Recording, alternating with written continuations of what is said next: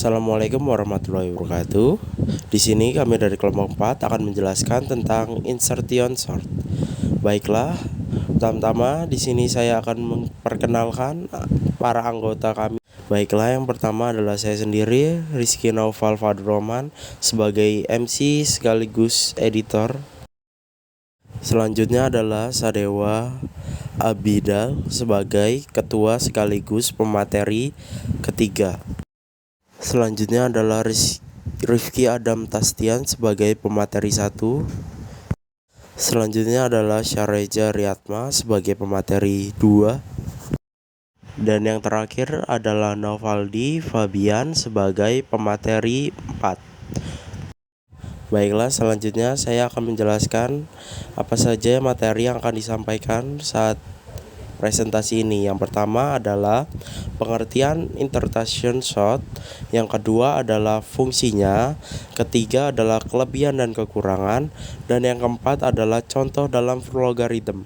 Baiklah, tanpa berlama-lama lagi, mari kita mulai materi yang pertama, yaitu pengertiannya yang akan dibaca oleh Rifki Adam Tastian. Saya Rifki Adam Tastian akan membacakan pengertiannya. Insertion sort merupakan sebuah teknik pengurutan dengan cara membandingkan dan mengurutkan dua data pertama pada array. Kemudian membandingkan data pada array berikutnya apakah sudah berada di tempat semestinya. Algoritma insertion sort seperti proses pengurutan kartu yang berada di tangan kita. Algoritma ini dapat mengurutkan data dari besar ke kecil, ascending, dan dari kecil ke besar, descending. Algoritma ini tidak cocok untuk set data dengan jumlah besar karena kompleksitas dari algoritma ini adalah 0, di mana ini adalah jumlah item. Penjelasan selanjutnya akan dijelaskan oleh Syahreza Riyatma. Terima kasih. Assalamualaikum warahmatullahi wabarakatuh. Saya Syahreza Riyatma akan menjelaskan mengenai kegunaan insertion sort. Apa sih kegunaan insertion sort? Insertion sort merupakan sebuah teknik pengurutan dengan cara membandingkan dan mengurutkan dua data pertama pada array, kemudian membandingkan data pada array berikutnya apakah sudah berada di tempat semestinya. Algoritma ini dapat mengurutkan data dari besar ke kecil atau ascending dan kecil ke besar atau descending. Algoritma ini tidak cocok untuk set data dengan jumlah besar karena kompleksitas dari algoritma ini adalah O buka kurung tutup kurung, di mana N adalah jumlah item. Materi selanjutnya yakni kelebihan dan kekurangan dari insertion sort yang akan dijelaskan oleh Sadewa. Assalamualaikum warahmatullahi wabarakatuh.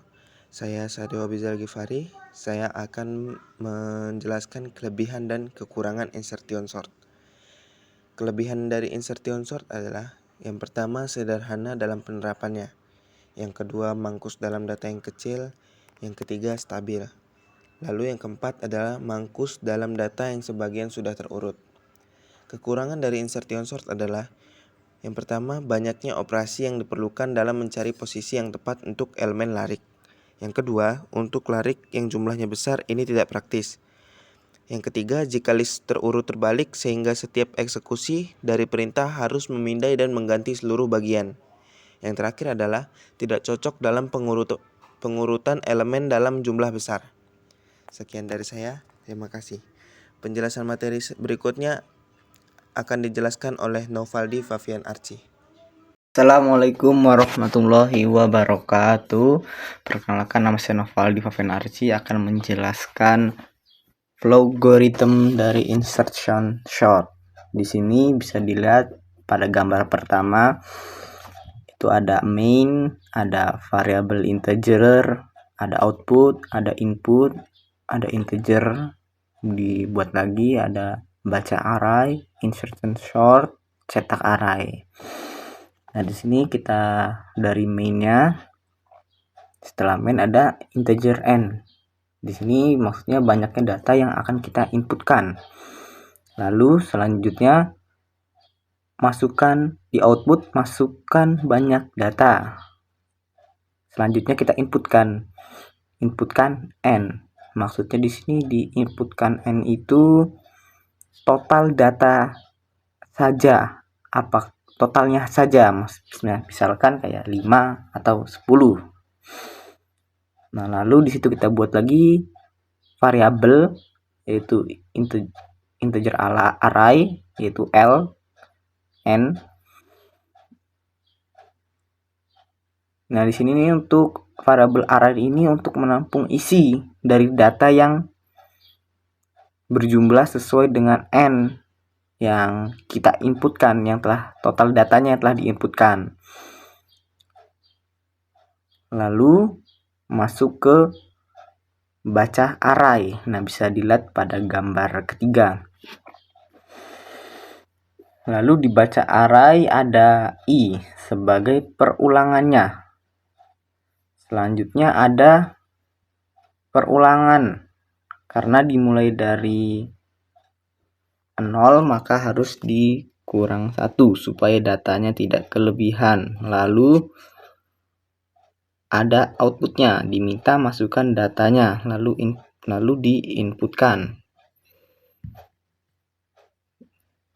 Lalu setelah itu bisa dilihat di gambar nomor 4. Di situ ada kita buat variabel baru. Di situ ada di atas, paling atas ada integer i, j, dan x. Yaitu i itu untuk perulangannya, variabel j untuk menyimpan bilangan sebelah kirinya atau tetangganya yang akan kita bandingkan, dan x adalah elemen kuncinya, yaitu elemen yang akan dibandingkan. Masuk ke perulangan i sama dengan n to n min 1 di while-nya. Lalu